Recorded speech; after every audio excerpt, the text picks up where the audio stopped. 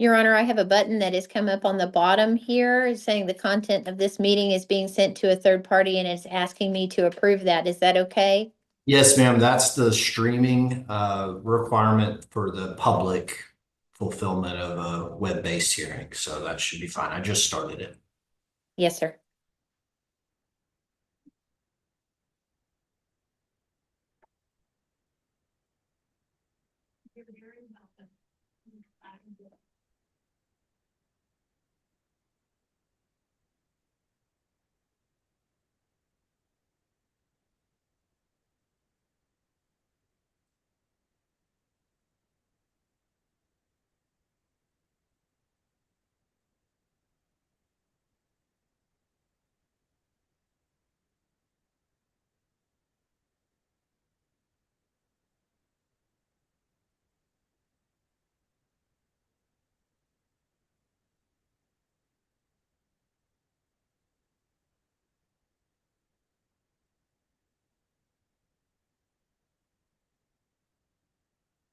Good afternoon, everybody. I'm Judge Corbin. I'm the county judge in Menard County, and we'll start here in a moment. But if I could have everyone introduce themselves and just tell me your interest in this case.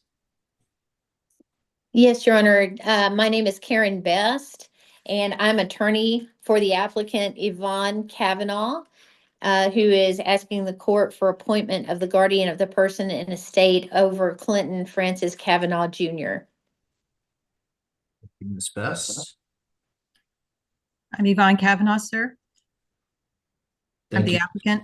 Yes, ma'am. Thank you, Ms. Cavanaugh.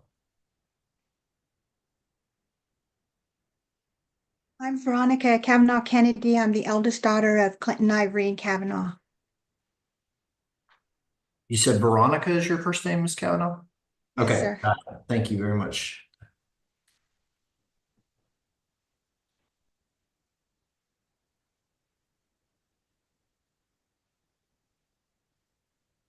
I have one other participant on my screen. It says Douglas Huston or Houston.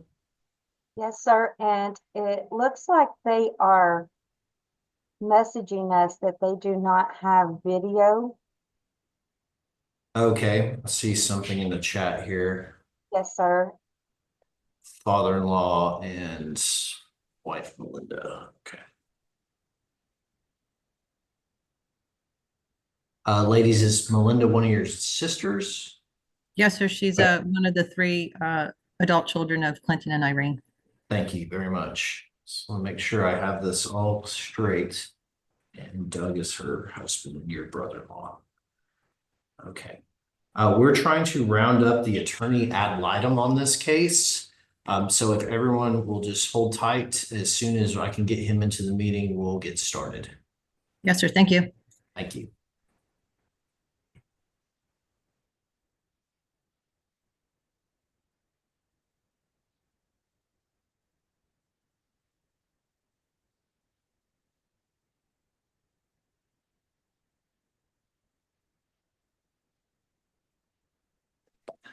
Sorry, I couldn't get on for a while. No problem, Mr. Rose. I've done introductions for everyone else. The applicant and two of her sisters are on the call, and then the third sister and her husband are on via chat. They can hear us, but they cannot see us, and Ms. Best is here as well. So I'll call to order if you're ready to proceed. I am ready, Your Honor. Okay, we will call to order then. This is Menard County Court today, sitting in the matter of a guardianship application in cause number 2024-02201. And this is in the matter of the estate of Clinton Francis Cavanaugh Jr. And we have an application here for the appointment of a guardian of the person and the estate. Yes. And Ms. Best, are all the participants going to offer some testimony here, or is it just the applicant? Just the applicant, Your Honor. Okay. I'm going to call you by your first name since you have the same last name. So Yvonne, if you will raise your right hand, ma'am. Do you swear to tell the truth, the whole truth, and nothing but the truth, so help you God? Yes, sir. Okay. Ms. Best, you can proceed.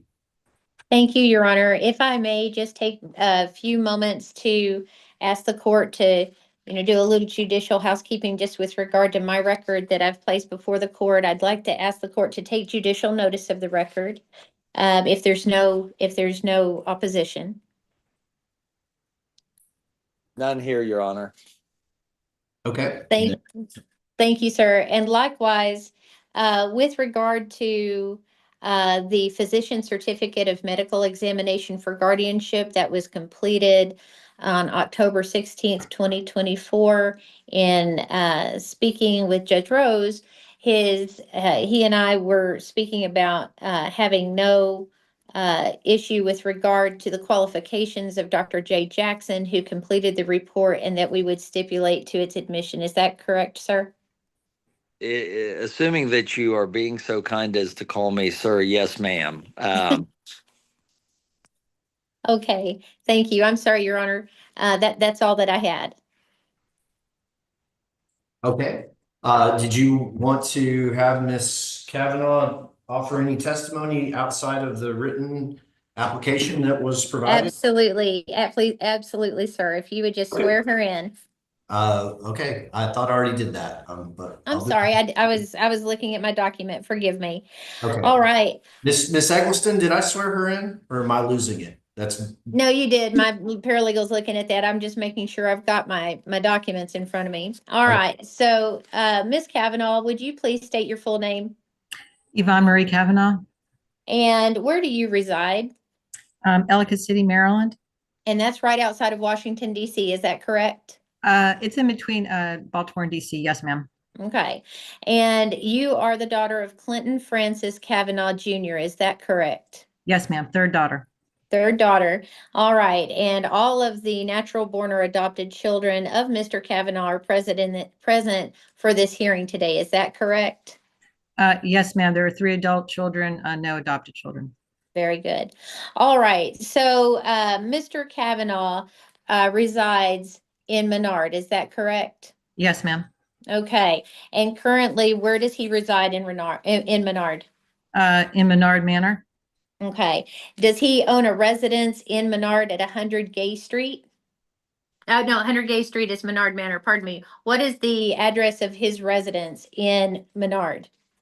Well, he's a full-time resident of Menard Manor now. That the real property that is owned in Menard is 204 Cypress Street.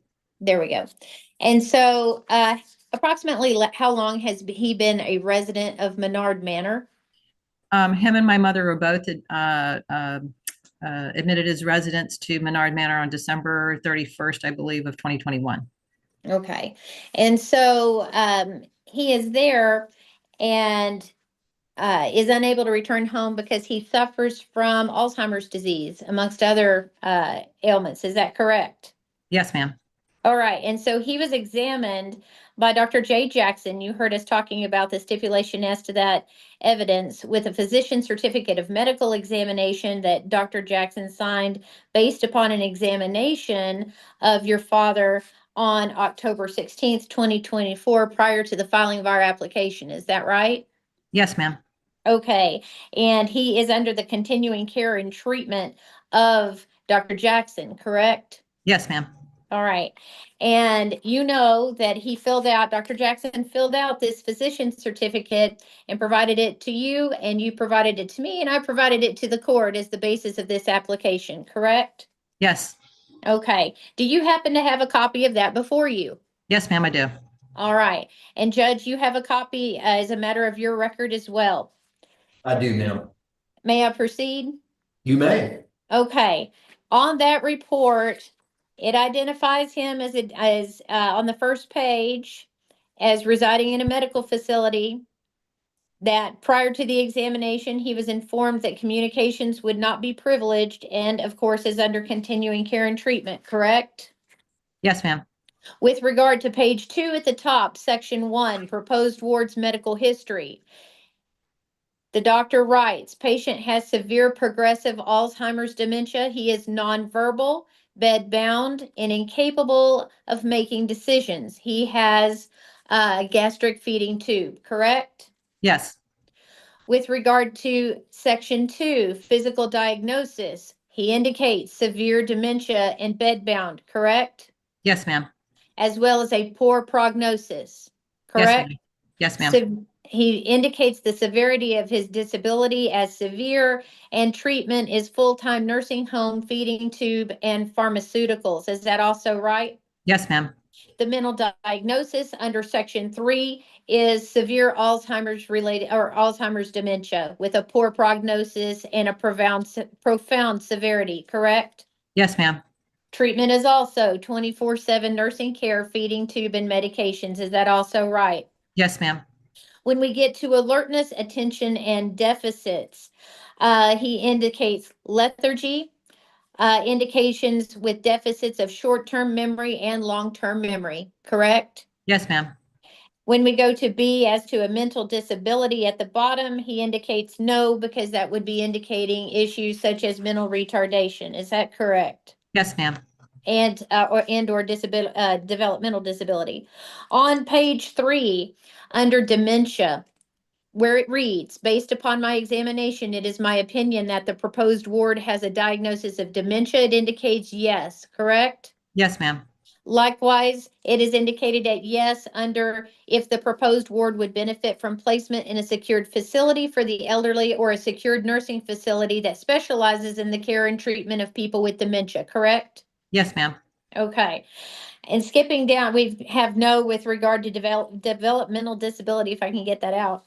And at the bottom of the page, when we get to an evaluation of complete capacity, under A, it says, is it your opinion that the proposed ward is incapacitated according to the given definition? And that is yes, and total under B, correct? Yes, ma'am. When we get to page 4 and bear with me, page 5, you see no yes or no's indicated on this, I guess you call a gerrymandered list or bifurcated list of rights, because he's already indicated total incapacity. Is that correct? Yes, ma'am. When we get to page 6, we see checked at the top, because of his or her incapacities, the proposed ward's appearance at a court hearing is not advisable because the proposed ward will not be able to understand or participate in the hearing. Is that correct? Yes, ma'am. And according to the report notes under 6, if you have any remarks concerning other sections, or if you would believe the court should be aware of any other concerns about the proposed ward which are not included above, please explain. He writes, Mr. Cavanaugh is and will remain incapable of managing any of his affairs. I care for his wife, who is also incapable of managing her own or her husband's affairs, and it is signed by Dr. Jackson, correct? Yes, ma'am. I want to go back to the beginning on this report. And before I do that, Judge, I would ask that the court admit the physician certificate of medical examination for guardianship by Dr. J. Jackson as applicant's Exhibit 1. Mr. Rose, any objection to admitting this exhibit? No, Your Honor. Okay, then the court shall admit it as presented. Thank you. Okay, when we go, I'm going to go back to page 2 at the top where it says proposed ward's medical history, and where he says he is nonverbal. Would you clarify for the court how you might disagree and or expand upon what the doctor has said regarding him being nonverbal?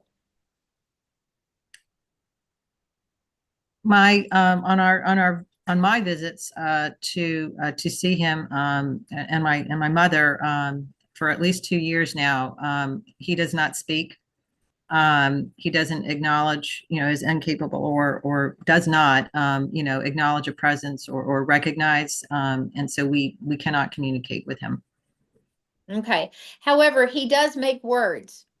Yes. So we've been told by the staff that he'll say no, to if he is, wanting to decline a particular medication at a certain time or the gastric tube feeding on occasion, he'll say no. And or he'll let them know to leave him alone. He'll say, Okay. Leave me alone.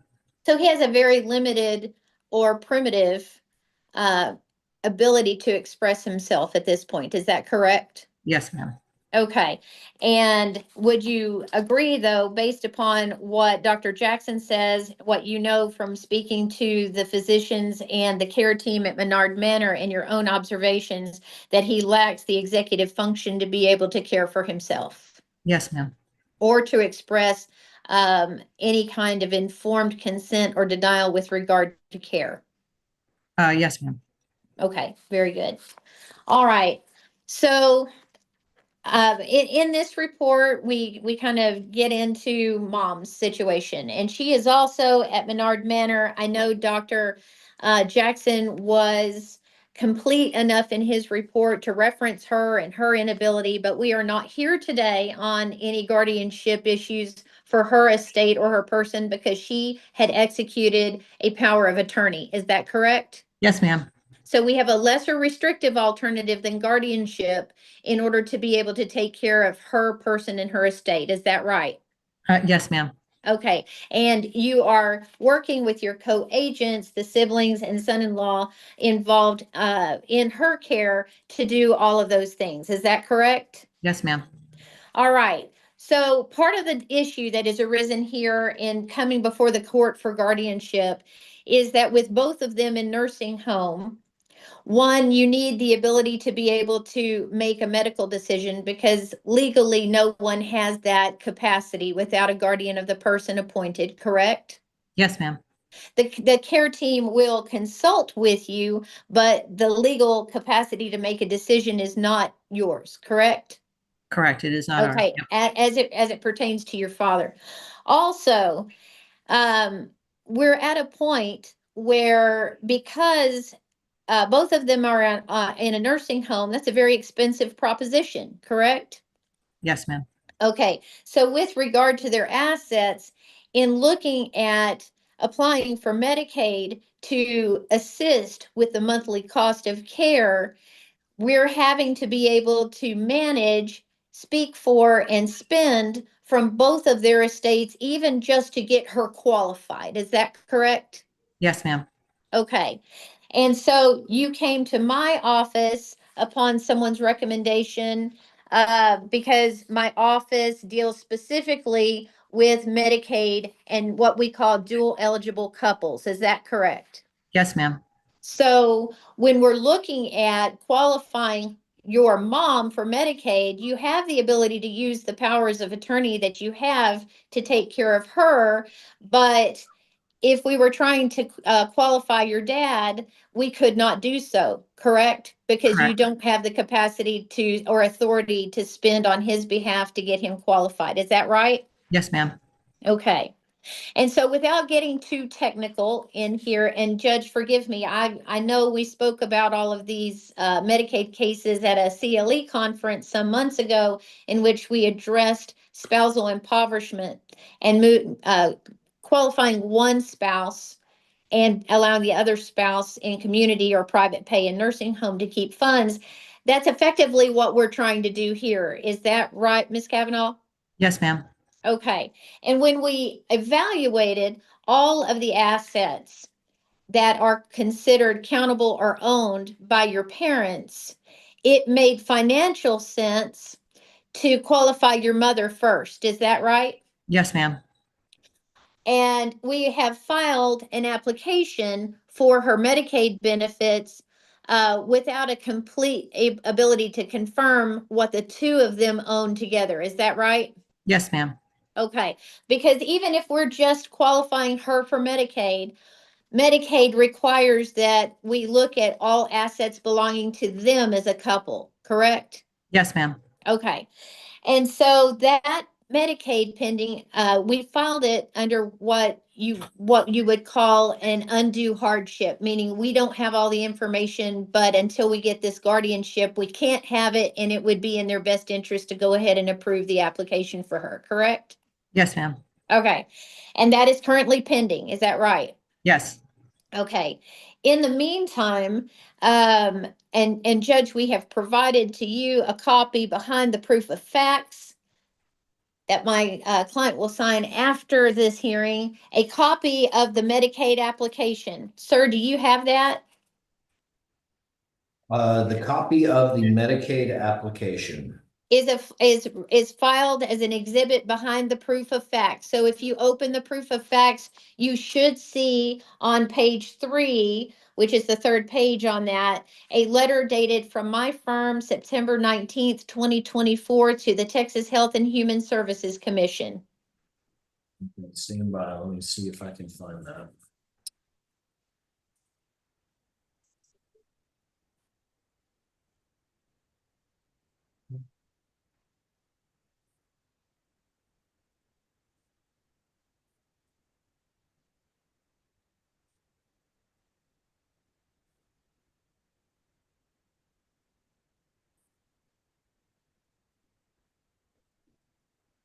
There is a total, Your Honor, of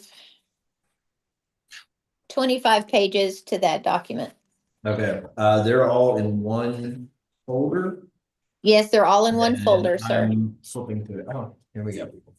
Sorry. Got it. Just got it handed to me. Okay, page 3. Yes, you'll see the cover letter from my firm to Health and Human Services. Okay, I'm with you now. Yes, ma'am, I see this. Okay, and forgive me for stopping my direct. I just wanted us to be all on the same literal page on this because it's a lot, okay? All right, Ms. Cavanaugh. In September, we sent the application in for Irene Cavanaugh, correct? Yes, And we are asking for a qualification date of September 1st, 2024. Is that right? yes, And when we did that, we had to indicate Clinton Cavanaugh's assets as well, correct? yes, And Medicaid will look at the balances as of the first date of the first day of the month in which they went into nursing home initially, and that would have been in December of 2021, correct? yes, ma'am. And their assets have been being spent down since that time between December 1st of 2021, which is the first day of that month of December, to the point at which we're applying, which is 9/1 of 24, from assets of 177,921.16 to at that time a balance of 76,618.59. Is that right? Yes, And because of that, they had spent below the eligibility target for Irene to qualify. Is that right? yes, Okay, but we still can't confirm certain assets for Medicaid without the guardianship for Clinton, correct? yes, ma'am. All right. So, assuming that Medicaid goes ahead and approves her application, we have 1 year to split their assets out of being co-joined in both names because it's all community property into just Mr. Cavanaugh's name. Is that right? Yes, ma'am. Because Medicaid requires that in that first year after she qualifies, we impoverish her to below $2,000 with the remainder of the marital assets being allowed to be kept by Mr. Cavanaugh. Is that right? Yes, ma'am. And in doing so, we are able to prolong how long the number of months we can afford to pay for Mr. Cavanaugh's care. Is that right? Yes, ma'am. Okay. And since 9/1 of 2024, with that $76,000 balance of countable resources, which does not include the value of the homestead in one vehicle, we have been spending on care. Is that right? Yes, ma'am. Okay. And from that, you're able to write checks on care because there's money in the joint account with with Mrs. Cavanaugh's name on it, to which you have a power of attorney, correct? Yes, ma'am. Okay. And so to date, if I'm looking at the end of December, and I do not have January statements, but knowing that we are still kind of having to go on old numbers for the value of life insurance, plus the balances of checking and savings for the statements that come in through the end of December, we're sitting on totals roughly of about from 12/31 of 24, a checking accounts with $4,545.74, savings with $5,417.75, and life insurance cash values for both Clinton and Irene of 35,000 respectively and 7,500 respectively, for a total, bear with me, of 53,348.99 joint. Does that sound about right? Yes, ma'am. Okay. And so at this point, since the point of filing for the Medicaid application, we are down approximately $23,000 and some change. Is that right? Yes, ma'am. Okay.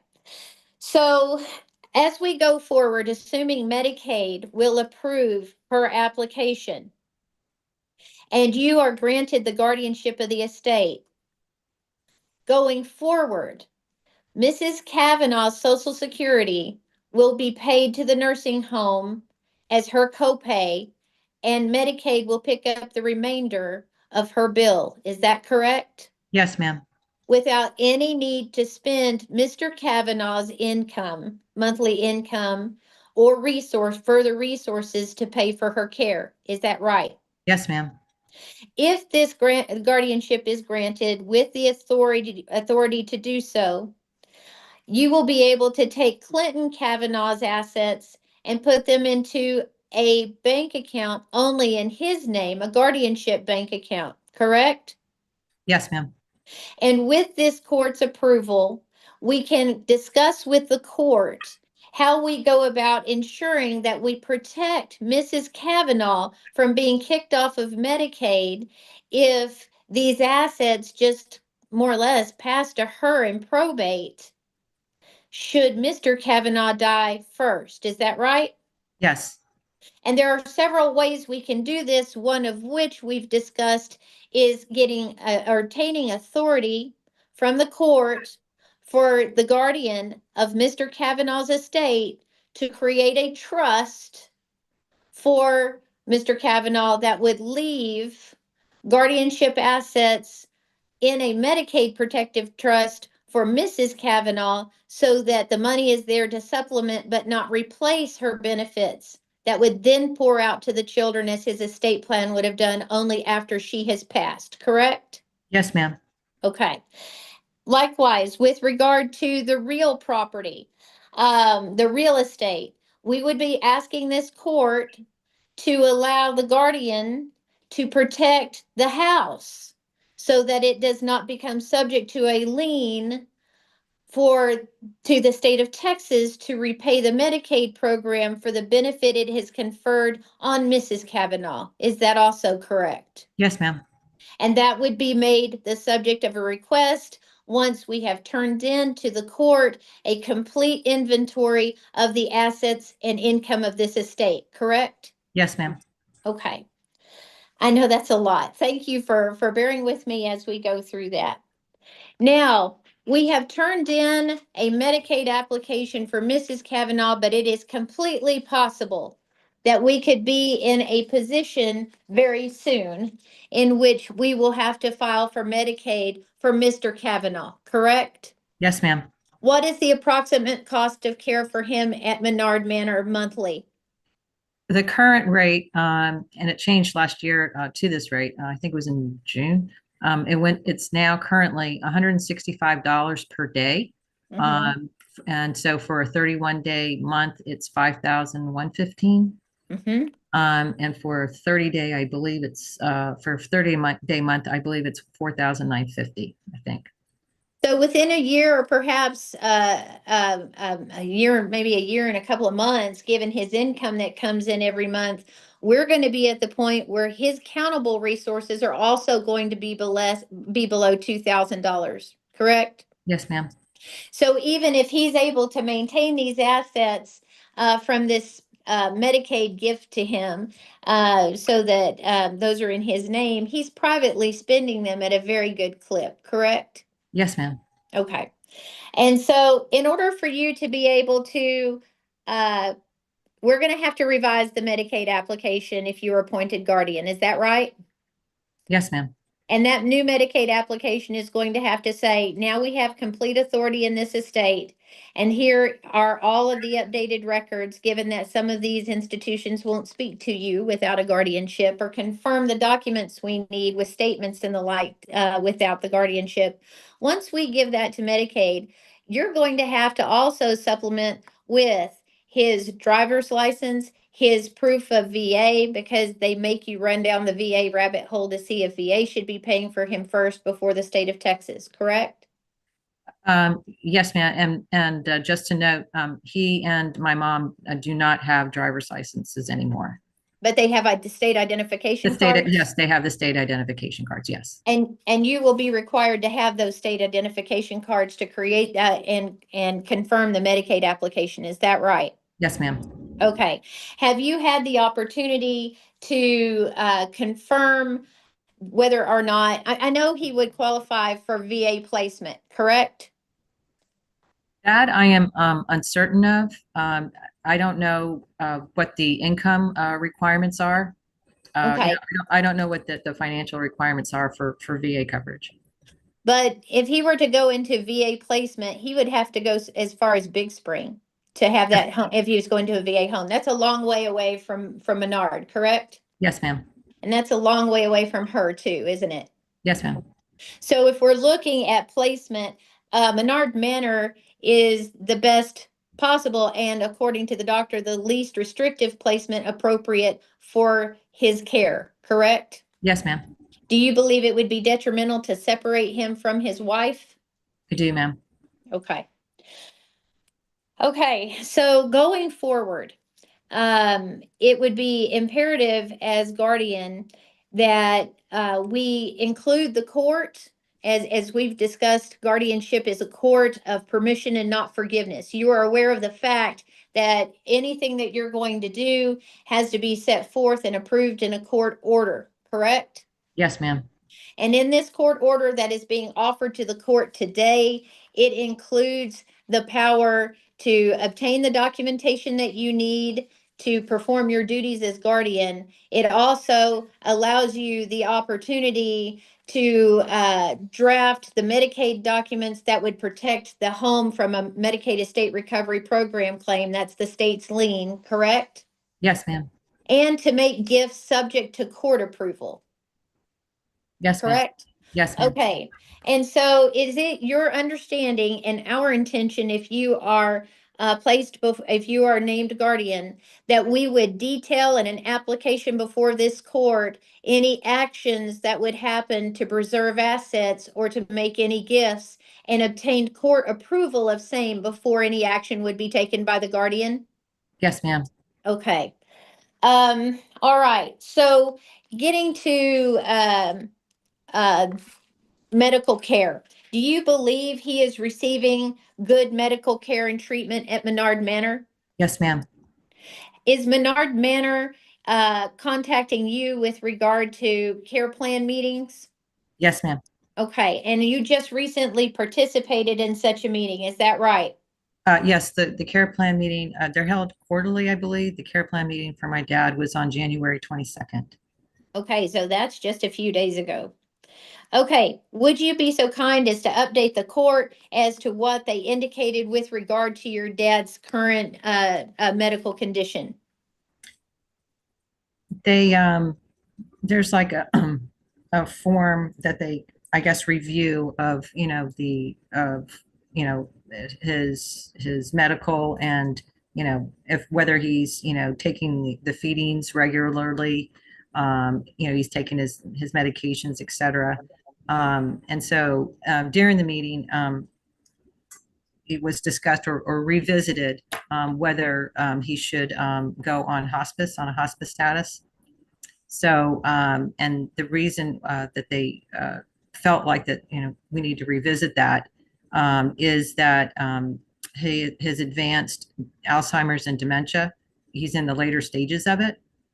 And so the staff there believes that the hospice care would be beneficial to him at this time. Okay, and so at this time, they provided to you a list of hospice providers and you're in the process of researching those providers. Is that correct? Yes, ma'am. Okay, and this is all rather new, so trying to navigate that. And some of those services, in fact, many of those services are located, not located in Menard. They're having to come in from other towns in order to provide that service. Is that right? Yes, ma'am. Okay, including from San Angelo. Is that right? Yes, ma'am. Okay.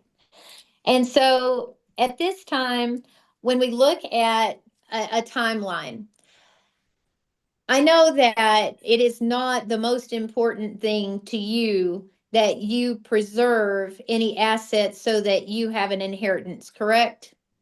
Yes, ma'am, that's correct. Okay. And it is your intention that whatever assets both your mom and your dad have, that they are used to the full benefit of their care and welfare, Yes, correct? yes, ma'am, absolutely. Okay. And given that the Medicaid program allows certain assets not to be wasted if certain steps are taken, um, it is your intention to seek the court's permission to take those steps after we inform the court of what that would look like, correct? Correct.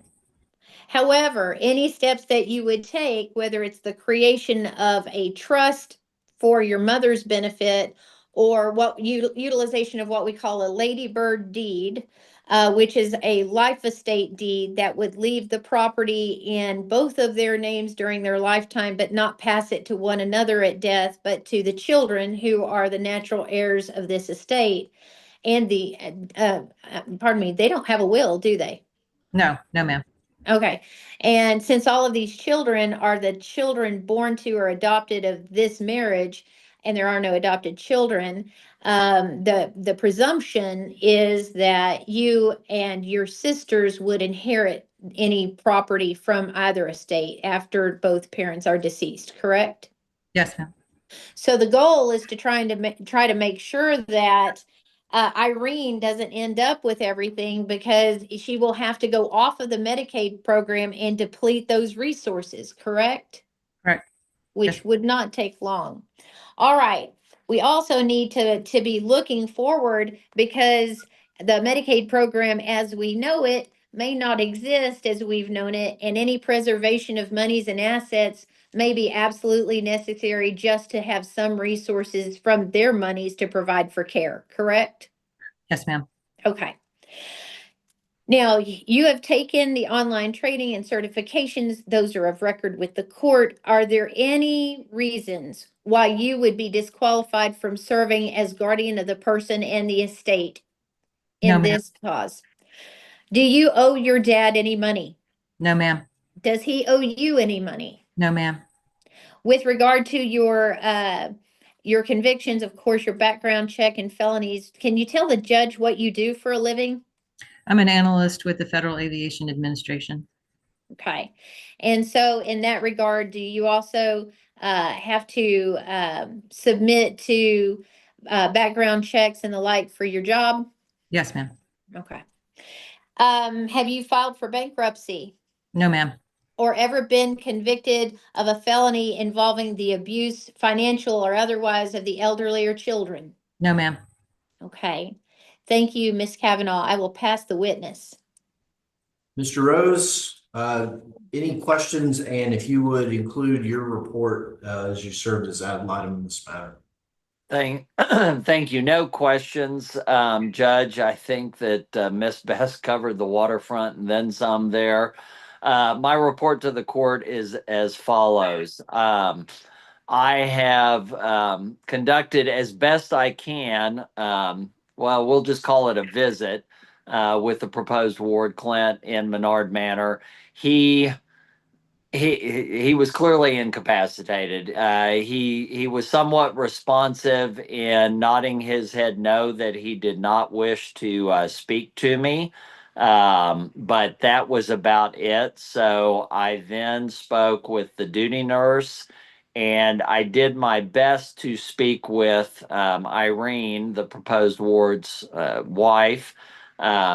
She was more responsive, seemed to have a general understanding of where she was, certainly could respond that she felt that her and Clint's care in Menard Manor was good, that her visits with both the proposed guardian and other family members were good, but that was about the extent of her responsiveness to my question. So I feel like I made a diligent effort to visit with the proposed ward, and given the relationship, Irene Cavanaugh as well.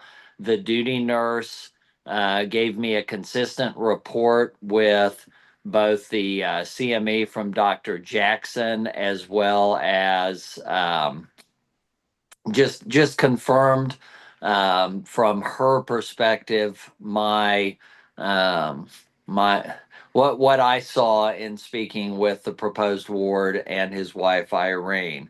I also had the opportunity to speak with Dr. Jackson, who practices, as you are probably aware, here in Kimball County, and while it certainly doesn't supplant the very thorough CME that he did confirm his findings, both short term and long term, with respect to Mr. Cavanaugh.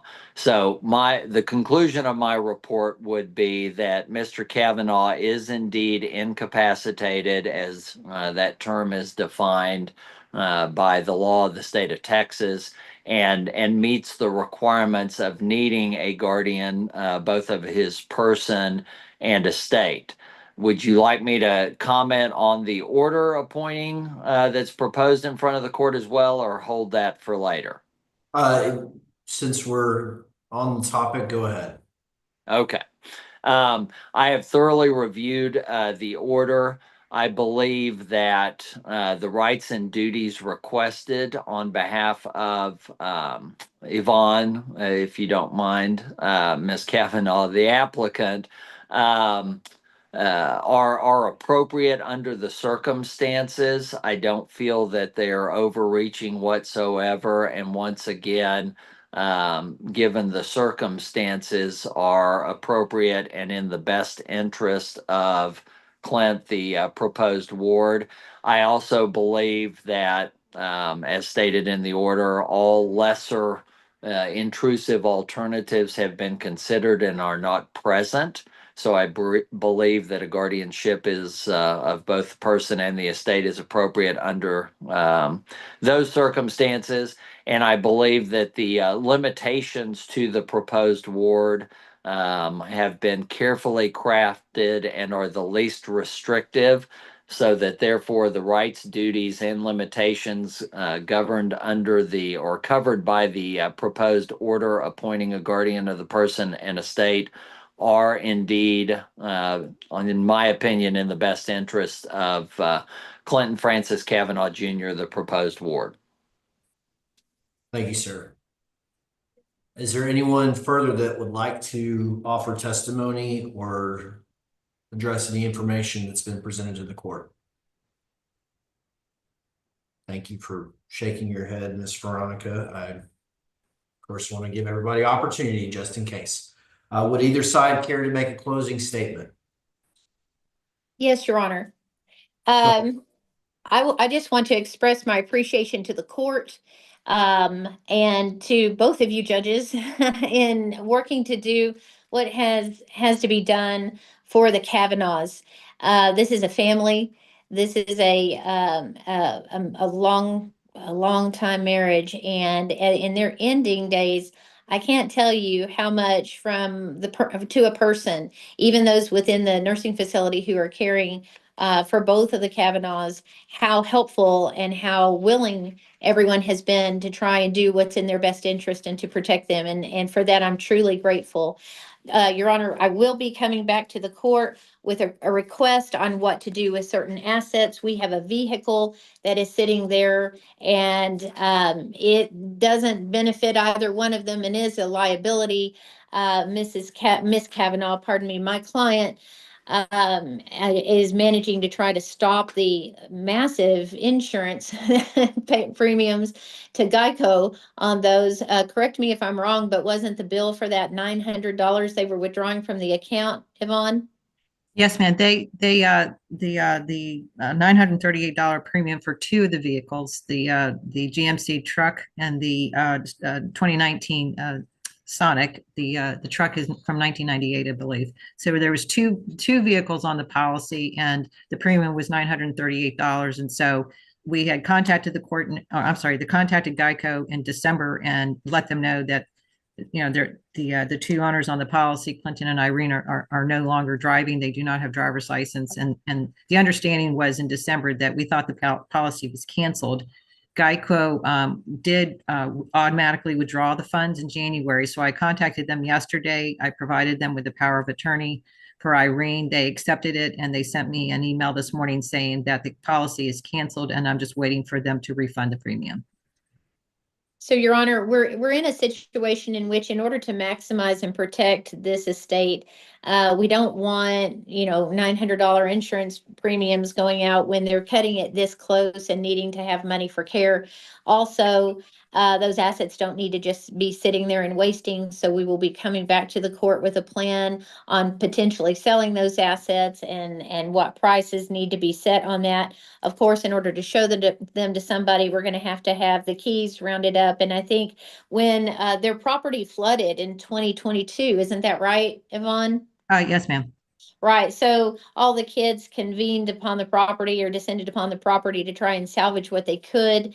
And I believe that the Houstons, Douglas and Melinda, are sitting on boxes of some of the paperwork that they had the ability to store. Is that right? Yes, ma'am. And that's going to include some of the things like original documents and things that you need as guardian. Is that right? Yes, ma'am.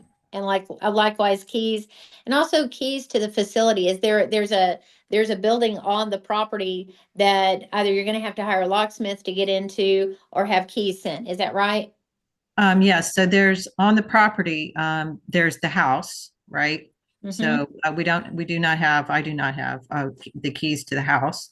And also there's different sheds on the property. And then there's also a 1960s approximately trailer home on the property that also has, was used as like sort of a storage facility.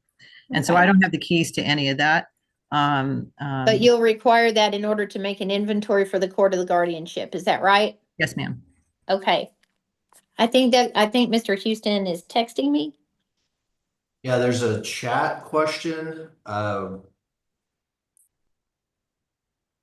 leave this to your discretion. I don't.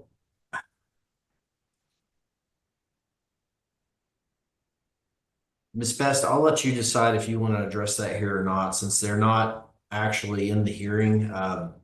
It only popped up, Your Honor. I can't read it, so let me go to chat, and I hope I don't lose you. If I do, forgive me. I can read it aloud if you like. It's a question about access. We have a question regarding access to the property. Will we have access to the property to take care of the grounds and the structure? We also have property in the home. Well, at this point, as far as property in the home, I think that it's at this point we're past who has what. We have a guardian, we have agents under power of attorney who are going to work together, but they're going to have to work together in order to do this. And I think that at the end of the day, whatever understanding of who's in control of that property, technically with regard to this, and I've made this abundantly clear to everyone that in guardianship, and Judge, I'm not trying to assume your position to speak on your power, but I try to advise everybody when they go into guardianship. Guardianship is placing the true guardianship in the court's power. And that the guardian per se, whom you appoint, is simply your agent and can be replaced or removed, but that doesn't remove the guardianship, and that you carry a bond on the actions that you do here, and that ultimately all power over that ward's estate resides begins and ends with you. And so if going onto that property to get an inventory is necessary, your appointed agent needs to be able to get in there, go through it, and account for what's there. That's required under the statute. And if anything is going to be sold or gotten rid of, and it's half his, which all of this is community property, that cannot be done without asking you first. So as far as being concerned that something might walk off the property or that thing's mine or whatever, ultimately nothing leaves this property until it comes before your court. There's an application and an order. And I think that once we get into that and look at it from the top down, from the authority of the court over these assets, because you're the one insured for this, it's going to eliminate some of the concerns about what's happening because we have so many people living away from Menard. Everything's going to be coming through your court. It has to come through your court, and I think it will dispel a whole lot of the concern and fear once the process actually works as it's supposed to. Understood. Okay. Mr. Rose, do you have anything further?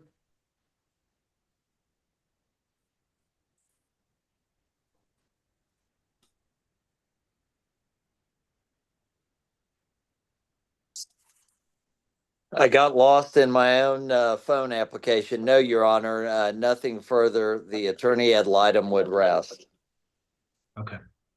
Ms. Best, one last opportunity. Anything further you want to get on the record? Only setting a bond, sir. Yes. With regard to the If value of the you'll let bond. me take it from here. I'm So sorry. after considering the evidence and argument of counsel, the court will find by clear and convincing evidence that the proposed ward is an incapacitated person, that the court, it's necessary to appoint a person as the proposed ward's guardian. The proposed ward's rights or property will be protected by the appointment of a guardian. Alternatives to guardianship that would avoid the need for an appointment of a guardian, have been considered and determined not to be feasible, and supports and services available to the proposed ward that would avoid the need for the appointment of the guardian have been considered and determined not feasible. So the court will find by a preponderance of evidence that we have venue in this case, that the person appointed and the applicant, Yvonne Cavanaugh, is eligible to act as guardian and is the prudent person to act as the guardian. And the proposed ward is totally without capacity to care for himself and to manage his property.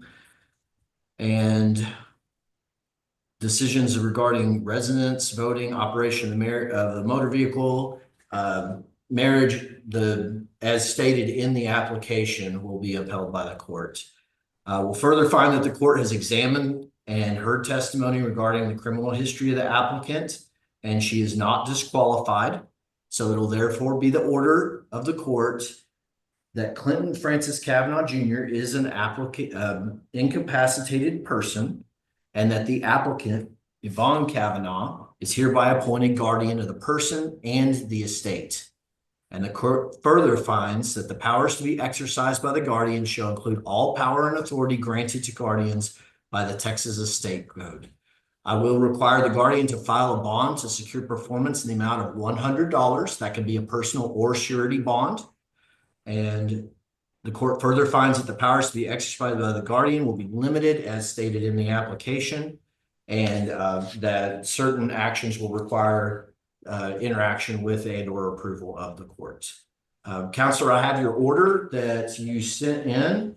Did we need to discuss the item we discussed before we started here on, I think it was number 2? On number 2, we are waiving the making of a record. And Judge Rose, are you okay with that?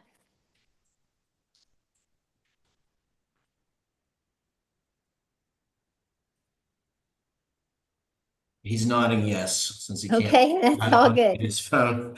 And so do you, Ms. Best, do you want to edit this and resubmit it, or would you like me to just note that on the handwrite it onto the document I already have here? I am fine with your notation, Your Honor, if that's okay with you. It is. Okay, we'll do that. And the clerk will issue letters of guardianship to name Yvonne Cavanaugh as the guardian upon the filing of the oath, her bond, and this final order of guardianship. Is there anything I missed or anything further on this matter? Only the compensation of the attorney ad litem. And I believe he submitted to me a request for his time and fees, which was generous given what he has done of $1,000. Okay, and the court will further order that the the attorney ad litem shall be paid $1,000 as submitted for his time and service on this case. And how many letters of guardianship? I will need 10. Yes, Thank you, ma'am. Christy. Absolutely. Okay, is there anything further? No, I- Your Honor. Thank I'm you. sorry. I'd just like to thank the court for the opportunity to do this virtually. I really do. I appreciate it, sir. I'll tell you a quick story before I turn you loose. My wife is also a probate and estate attorney, and a judge made her drag her 90-year-old client about 3/4 of the way across the state of Texas for a 5-minute hearing.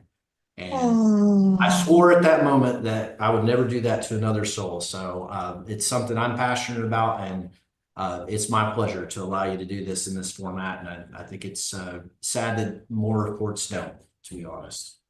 Thanks, sir. I'll get off my soapbox, so you're welcome.